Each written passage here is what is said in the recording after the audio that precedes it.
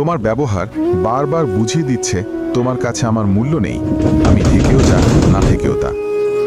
কথা না বলে থাকতে পারি না বলেই অপেক্ষা করি, কিন্তু আমার অপেক্ষার যে কোনো মূল্য নেই সেটা বুঝেও না বোঝার ভন করি আমি।